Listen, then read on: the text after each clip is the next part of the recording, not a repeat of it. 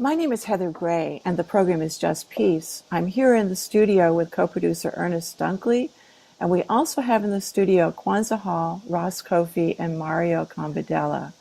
Tonight we are talking about the work of Rashid Nuri of the Truly Living Well Center for Natural Urban Agriculture. Here is Ernest Dunkley, who knew Rashid in Nigeria in the 1980s, and when in Africa, Rashid decided to come to Atlanta and engage in urban organic production.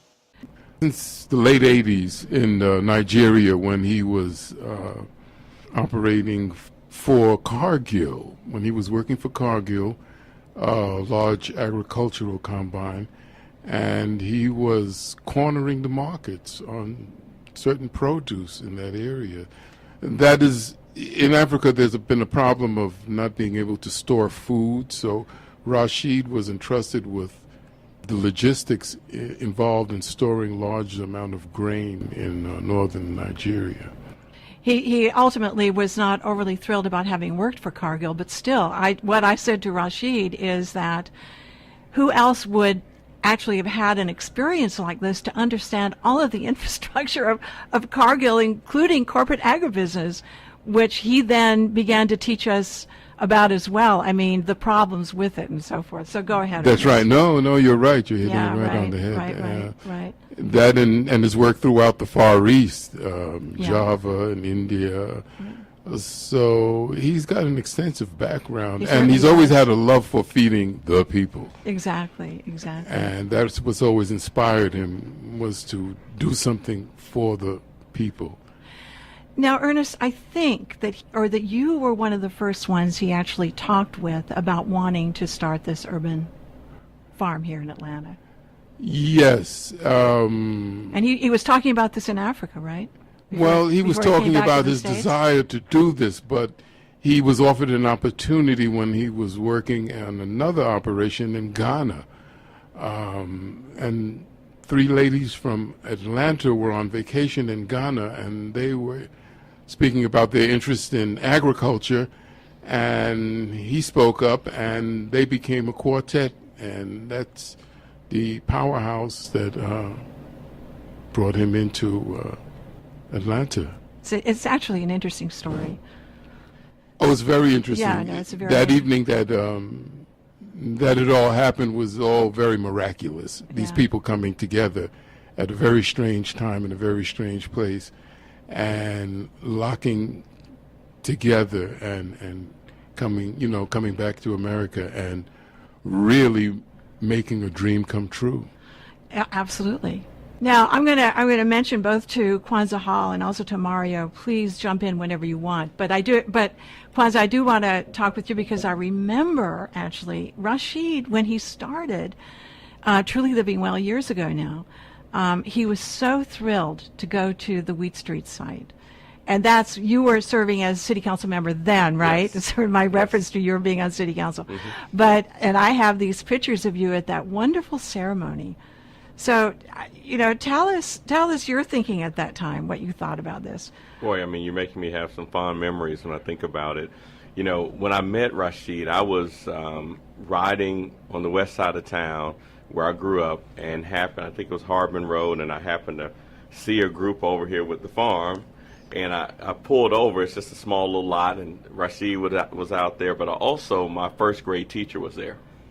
And when I walked is up, that right? Yeah. And I walked up and I said, I'm a city councilman, and I want to do some urban agriculture over my side of town. Would you consider it?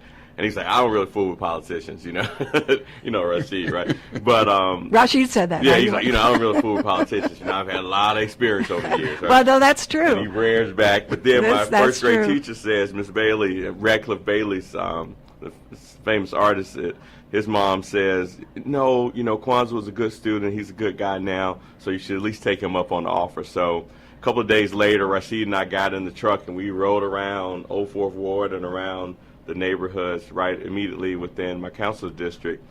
And we stumbled on a couple of little small sites. He was like, no, that's too small. So then we drove around and we saw the Wheat Street site. And he was like, Kwanza, that site would work. And I was like, I agree. If we could do it, it'd be phenomenal. So after that, we started collaborating, and he, took it a step further, figured out all the necessary pieces to make it work, and got them connected with the We Street Charitable Foundation, and really thankful that they were partners in that, and the Borders family.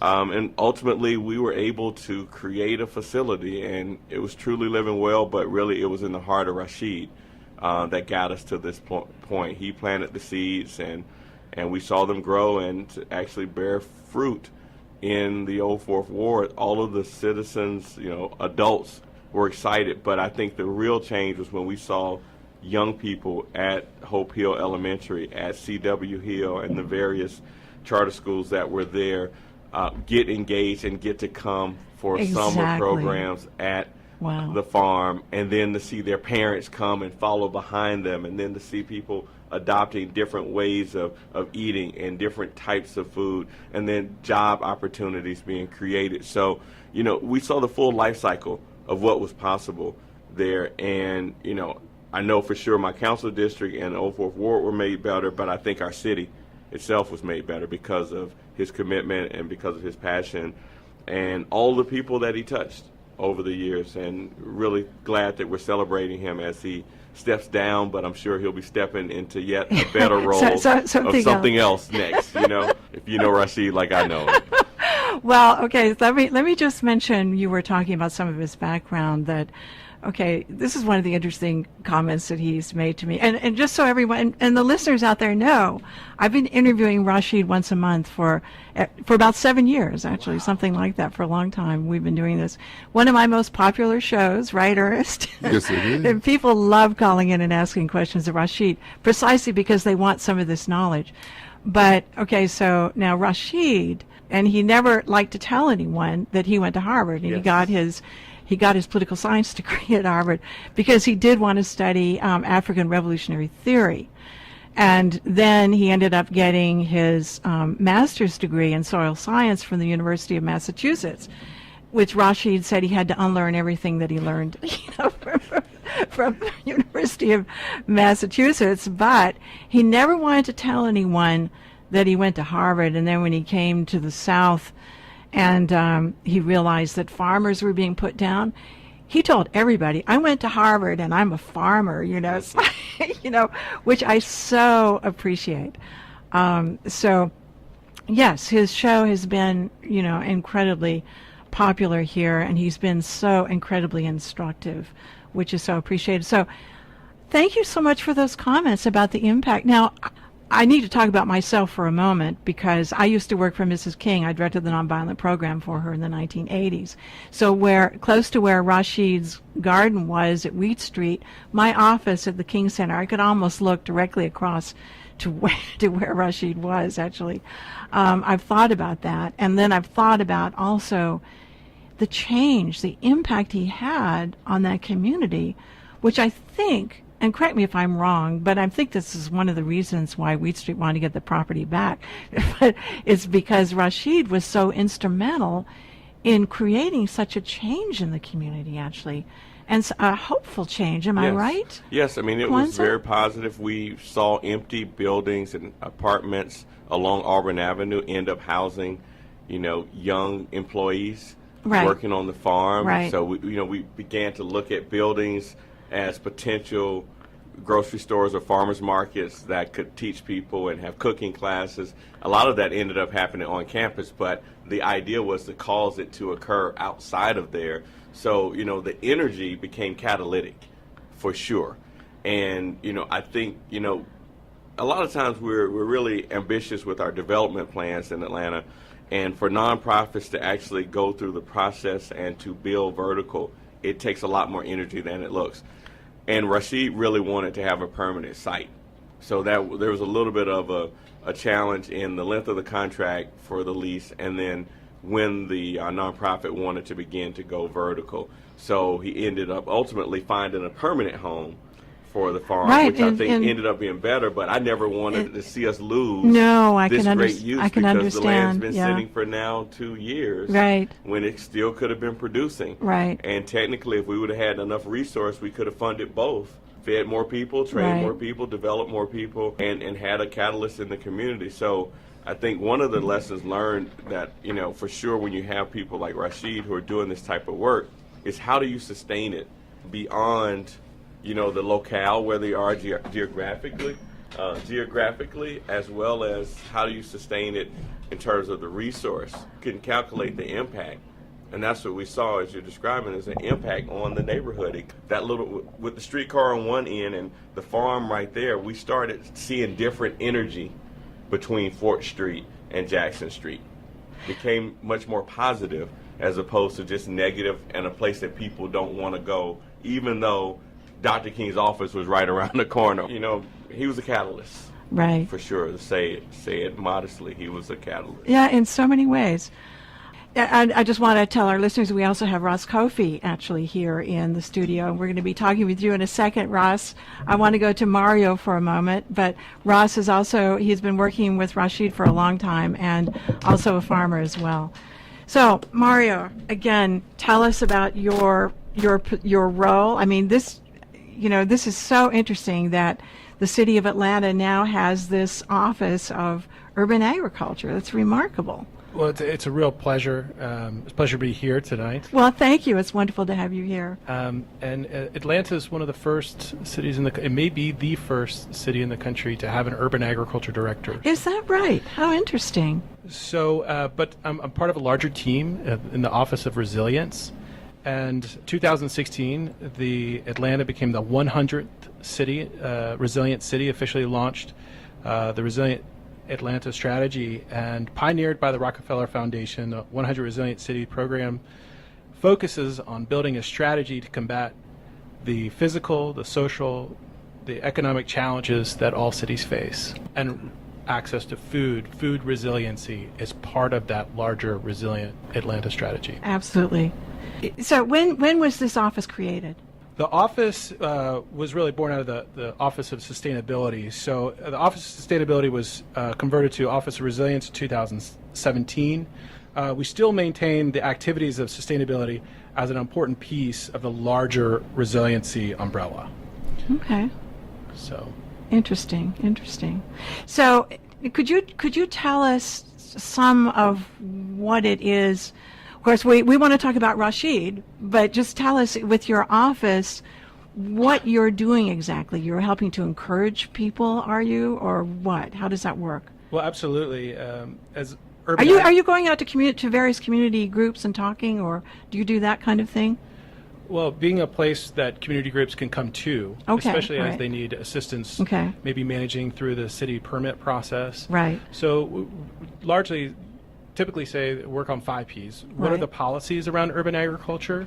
What are some of the comprehensive master plans, or how can we fold in urban agriculture into comprehensive master for maybe specific districts or communities? Also looking at physical plans. When Rashid moved to the College Town Garden, worked within his physical plan to understand how water was going to move through the site, all the functions of the site, how they were all going to kind of marry together, and work through specific issues relating to either compost or water meter, or just being a point of access to city resources for Rashid, for urban agriculture, so that they can get to doing what he does best, and that's growing communities and growing food and growing people.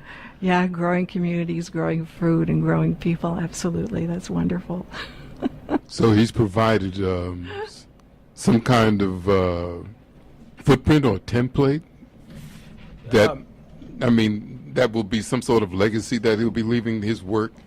I think what Rashid's done at the College Town Garden is really created a lighthouse for nutrition for the Ashview Heights neighborhood. Okay. His work actually reverberates, outward through the community, but also through the people that interact with that experience, being on the farm, being on the College Town farm. And then those people take it back to their communities. Mm-hmm. And so it's like he started this chain reaction where people really care about local food and what they're putting into their bodies and what's really in the soil. And what do I do? It's not food waste anymore. It's really access to fresh soil. So I think he's just changing the way people are living, or even the values and how they're being a part of a local food system, understanding what that is. It's hugely impactful for not only the community that he's in, but the larger Atlanta city. we're going to come back to you and talk a little bit more about all this and hear from Ras Kofi as well in a second. We're just going to take a quick break, and we'll be back in just a moment. Stay tuned. Again, my name is Heather Gray, and the program is Just Peace, and I'm wanting you to know that we are this evening talking about Rashid Nuri of the Truly Living Well Center for Natural Urban Agriculture. He is retiring this year. I know people are shocked to hear that, but as we've been saying, you know, Rashid will never really retire, so he'll go on to something else. Am I right, Ross? Absolutely. So this is Ras Kofi. So tell us about yourself, Ross. You've been working with Rashid for a long time.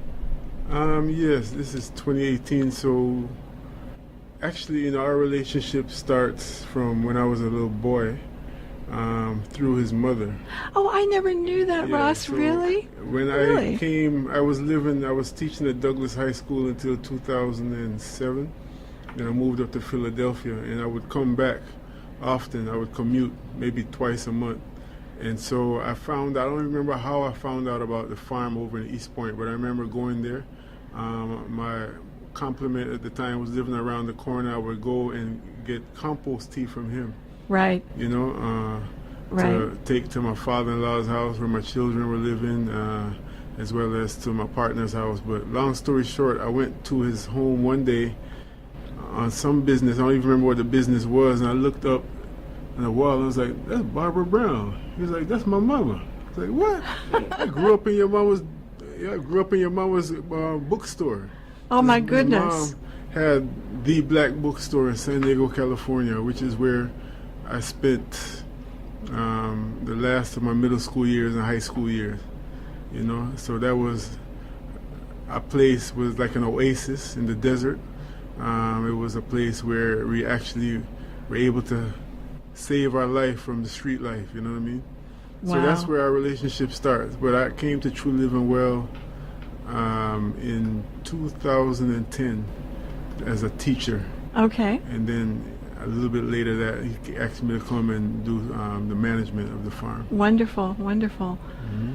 So what kind of, we're talking about Rashid here this evening, what sort of impact has he had on you?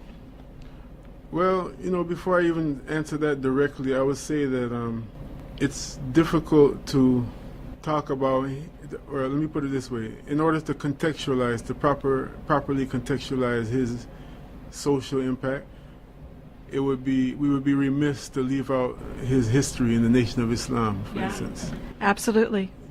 Go ahead. Because, you know, and sometimes me and him butt heads because of that. No, go ahead, please. You I know know, it's but important because I'm just saying because he actually was he was asked by Honorable the Elijah Nation of Islam Muhammad, to run that garden Yeah. actually in South Georgia, the But Nation of Islam the property legacy down of there. The Nation of Islam Go ahead. is one of absolutely community service, and beyond that, the spirit of doing for oneself.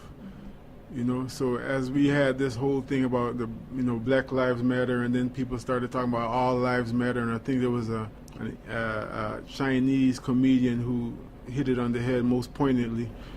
Yes, all lives matter, but when the house is burning across the street, you're not going to talk about all houses matter, right?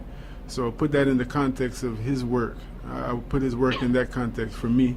It's someone that, as you know, he's a very loving person. He's open to, and I've never seen him just kind of push somebody aside based on any kind of outward appearance or artificial barriers, you know, even though he's a real no-nonsense person. However, he is definitely someone who has a special love for the African race, and in the context of what we've been through, you know, and that is something that I've witnessed firsthand. And, you know, in a way that, again, you know, there's no need to apologize or even qualify that, but I guess it's good to clarify that for people who are listening in such a tender time, that he does it in a way that's just, that doesn't discriminate against other people. It's just focusing on what's the priority at the time, the social priority, right? Absolutely. So that's a big part of the influence. And really, another part is just his insistence on excellence. You know, and that's where the bumping head comes in, because we got a lot of different sometimes we have different interpretations of what excellence is. Can you give an example? What do you mean by that? No, we You got to give an example. I'm sure about Ernest. Oh no, I'm not talking about butting heads. But what do you mean by excellence? Oh, I mean anything. Just my mama, may God be pleased with her. She passed away about a year ago. She used to always say, anything worth doing is worth doing well. Good point. As the farm manager, he was my direct supervisor. He was my only supervisor, right? Right. And he just has, first of all, by experience teach wisdom. So he has a way that he has done things that have proven to be fruitful. Right. Right. And I must say, in the same breath, that he's always open to new ideas as well. Right. However, if the new ideas are not producing results, he's going to insist on the way that he knows. Right. And that is a way that, again, produces results, in terms of the crops, in terms of, a funny thing about Rashid is, even if you don't have an agreement about a template, let's just say I'm doing a lesson plan, to use an analogy, and he don't give me a lesson plan template, and I produce an excellent lesson plan, he's always got 3,000 steps above that in his head. So although I produce a great lesson plan this time around, he's got lesson plan 4.0 when I just did 1.0, you know what I mean? And we never agreed to that, so I don't know. But he just keeps raising the bar, basically, is what I'm trying to say. Right. So, yeah, excellence, because you never know what you can achieve until you reach beyond what you think you're capable of. Yeah, so essentially he's helping you to expand. Yeah, absolutely. Yeah, right. Well, I want to ask you, Mario, as well. You were saying that Rashid has been a mentor. What do you mean by that? In what sort of way? Well, when we talk, I ask questions and listen. Yeah. Okay. Because he has carried the flag for the urban ag movement in Atlanta. Coming into this role, I thought of myself as the urban agriculture directed, which meant I needed to take some direction from those that have really wanted to see this position flourish. Yeah. For me to understand what the community really needed, I needed to take direction from the community. Right. That being said, the many experiences that Rashid has had in his career offers a unique perspective as he's worked for large institutions, large corporations, but then also grassroots level. That sort of wide experience enables him to see multiple perspectives, and he can break them down for me. And that's just invaluable. I get the opportunity to roundabouts about a quarterly lunch or dinner with him and really get to break bread. And it really gets just to a relationship level that I get to really sponge his knowledge, and really what I come away with those experiences is just his love and passion for the people of his community. And his community expands from the adjacent neighbor, to people across town that he's never met. I do want to mention to everyone that one of the things that you all would not have had experience with Rashid on is that he did used to work for the U.S. Department of Agriculture. Now, my work has been with the Federation of Southern Cooperatives, working with black farmers across the South. And between 1999 and 2013, what I was doing mostly was working on the black farmer lawsuit. Now, I have made the point that Rashid and also Mike Espy, who was the first black Secretary of Agriculture of the U.S. Department of Agriculture, so they were a historic team because together, but largely Rashid, made sure that there was a study done called the Miller Report that looked at the discrimination that black farmers had experienced. So that helped lay the groundwork actually for the lawsuit against the USDA by black farmers, the largest class action lawsuit ever filed against the U.S. government.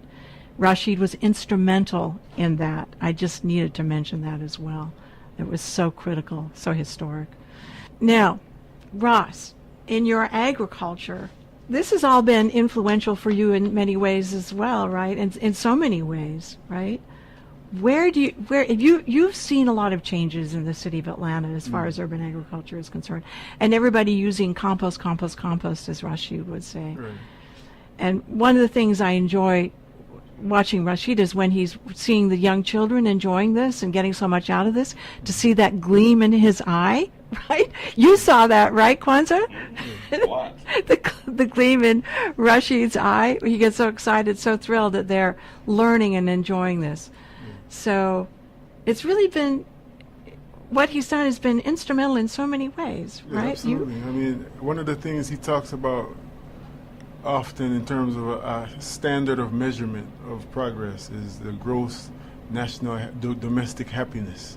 You know, you always hear about the gross national product and this, that, and the third, but the gross domestic happiness, and that's profound. I mean, just marinate on that for a minute. You know, the gross domestic happiness. When we start looking at progress or looking at our work with those types of goals in mind, you know, especially in the business world, because True Living Well is a nonprofit, it's a business. You know, we've been attempting to sustain ourselves and help to sustain other people, you know, economically, you know what I mean? So often in a capitalist world, when you have that bottom line to reach, all you're driven by is money, you know what I mean? So that's one of the most profound catalysts, examples, you know, just I'm at a loss of words right now, but that's one of the most profound things that one could give to a community, just a paradigm shift. You know what I mean? So I've seen that. And we have seen that. Absolutely. We have seen that paradigm shift. I mean, absolutely, and Mario could talk to that as well. And about the fact that, you know, we are attempting to, our goal is to empower so many people to grow food that we no longer have a market. Right. We don't have anyone to sell to because everybody growing their own food. Right. Again, if you're looking at it from a selfish standpoint, it's like, well, you're trying to work yourself out of some money. That's right. But no, think about what else will happen. Think about the reality of the community when everybody growing there. We got so many bigger fish to fry, so to speak, you know?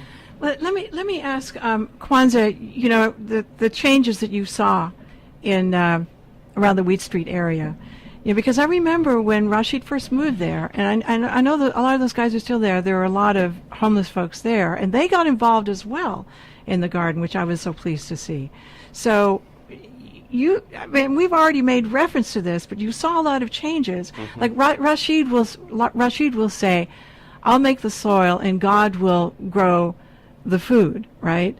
But the other thing that Rashid said to me years ago that was really, I think a lot about this. He said that when most people go to work, they're having to deal with their bosses, right, that they might have some conflict with. But when I go to work, I'm communing with God. And that has something to do with the spiritual essence of growing the food. Mario, you're writing that down? Well, I'm reminded of a famous quote by Frederick Law Olmsted, "I believe in God, I spell it Nature." Oh, yeah. And I think we all I think yeah, people that are right. Dedicated to this work really find peace. Right. Yeah. Mm-hmm. Find peace, yes. Thank you for that.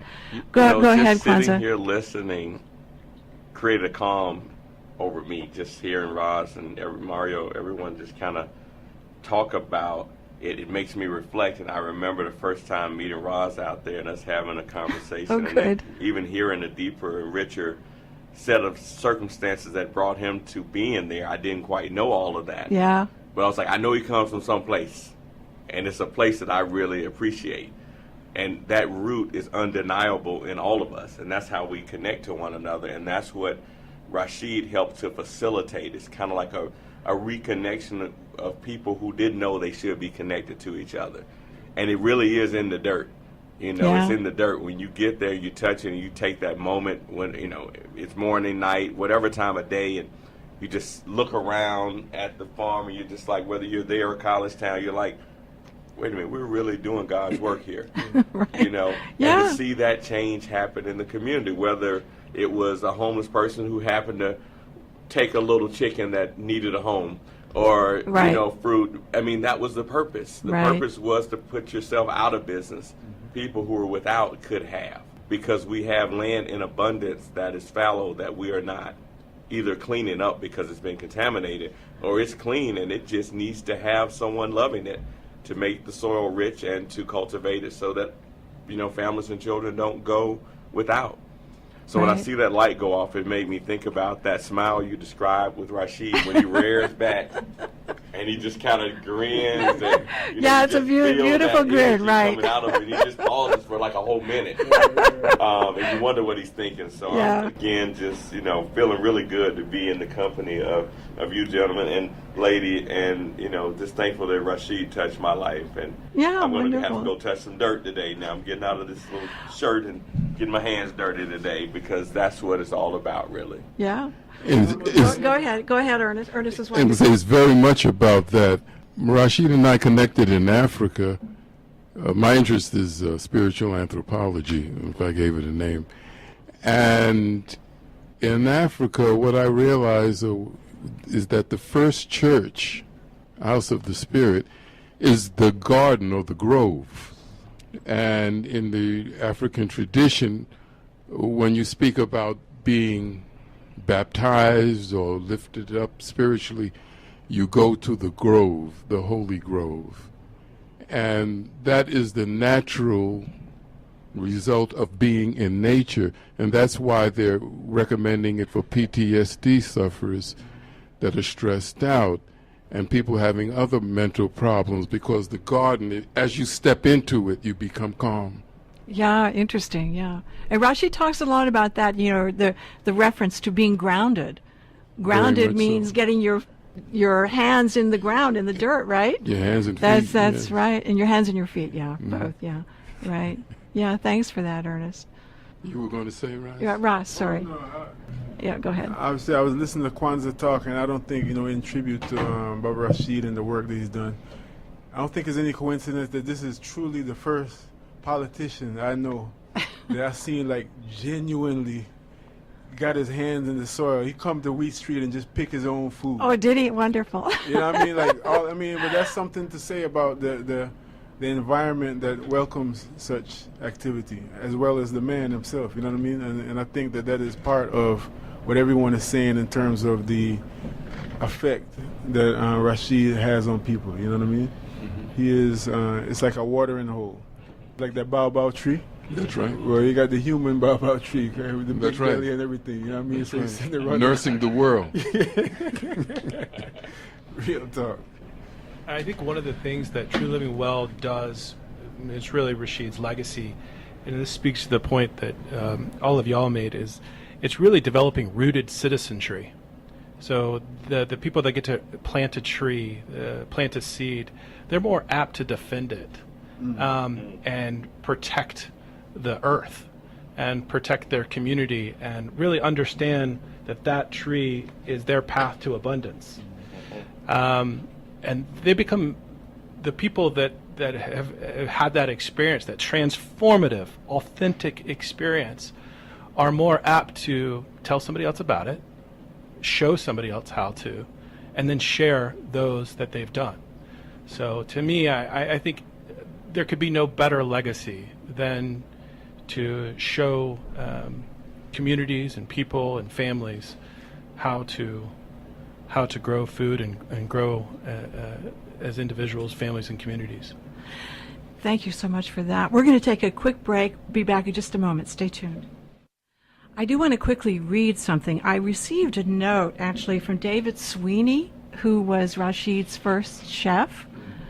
And he was not able to come tonight, but he said, Heather, could I send a note? I said, absolutely. So let me just read this, what he had to say. He said, Dear Heather, I visited one of Rashid's first farming plots on Washington Road in the spring of 2007. This is where we met. He felt ethically and spiritually above board to me, and I was immediately comfortable being around him. After a brief exchange about our lives, he allowed me to walk through the rows of vegetables he was growing and try anything I wanted. I then bent down and pinched off a leaf of arugula, chewed it, and felt the energy and body shift upwards. It was the most arugula I'd ever tried in the USA. And this is the flavor you want out of arugula. My body then responded to the nutrient density. It's an almost a dizzy feeling. Rashid noticed me enjoying this experience as I stood in his field, and this is when he said to me, I make the soil and God grows the food.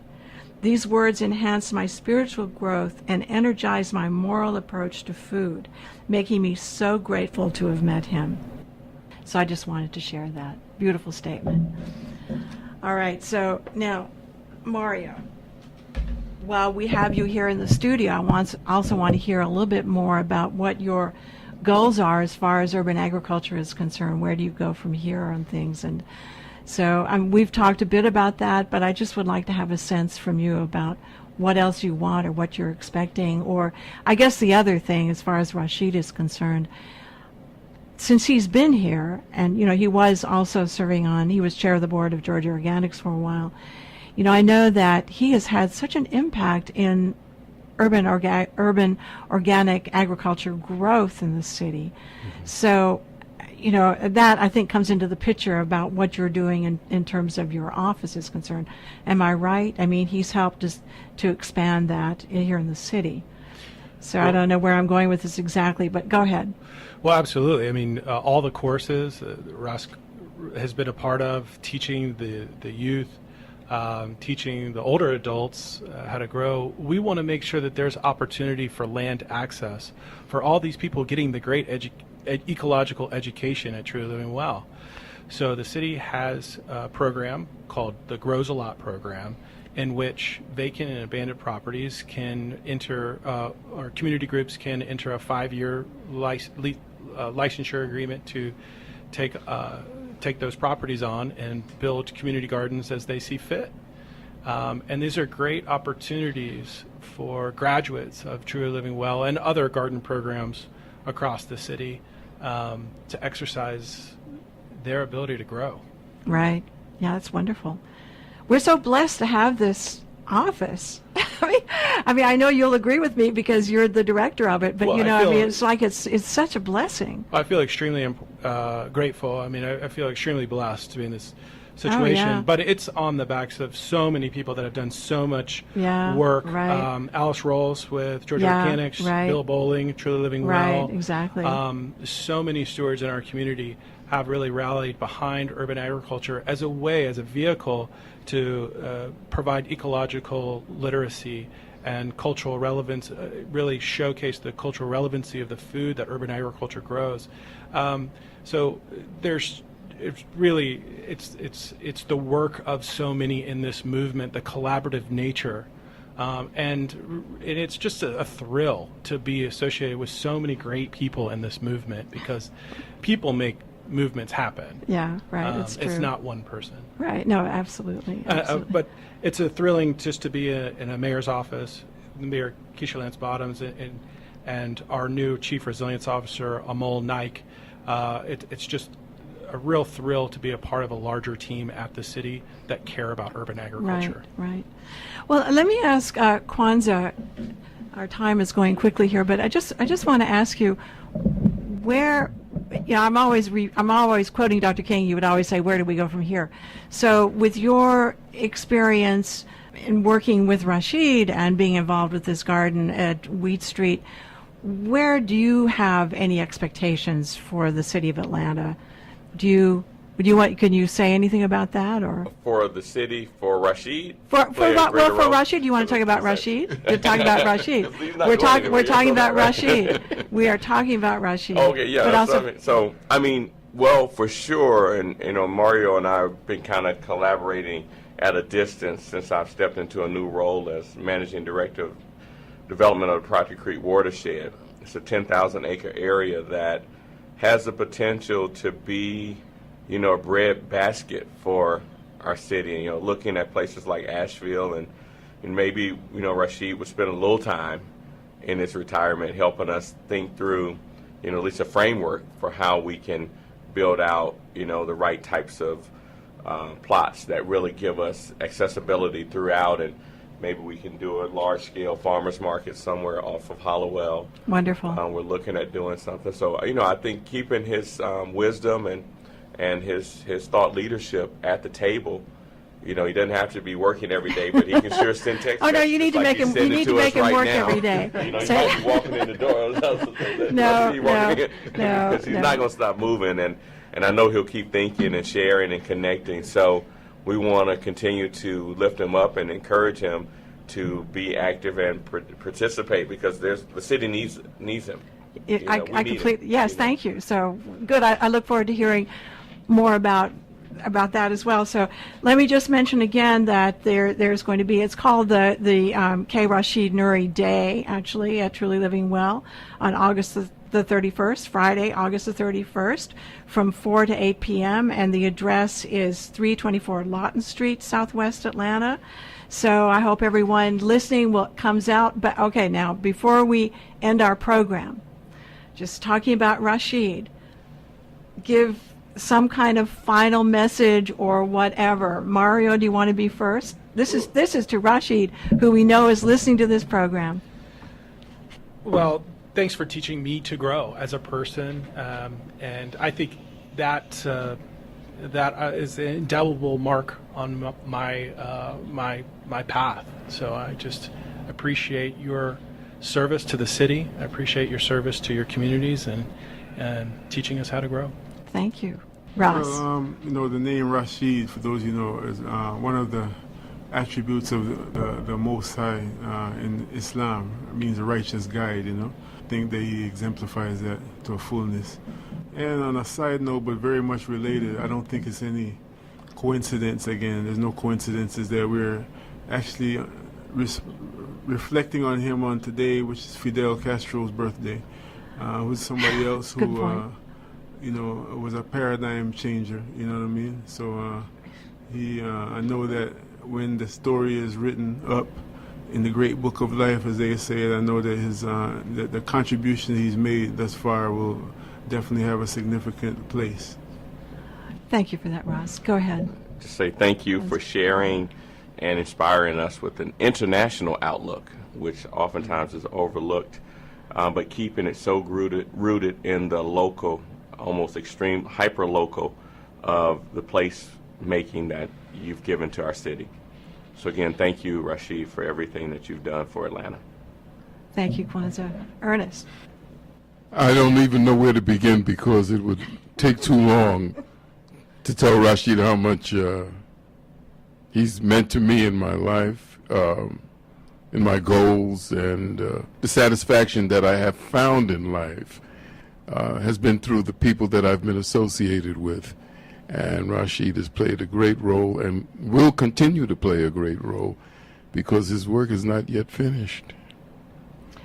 Thank you so much. I'm wanting to thank all of you, and I'm wanting to thank Rashid as well. He's been so instrumental in so many ways in my life.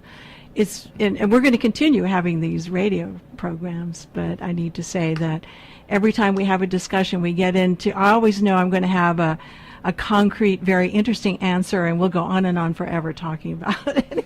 Things. Am I right, Ras? It goes on and on.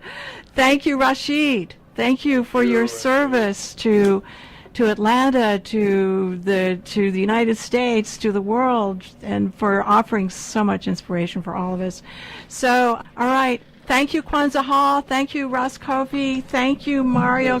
Thank you so much, and thank you, Ernest.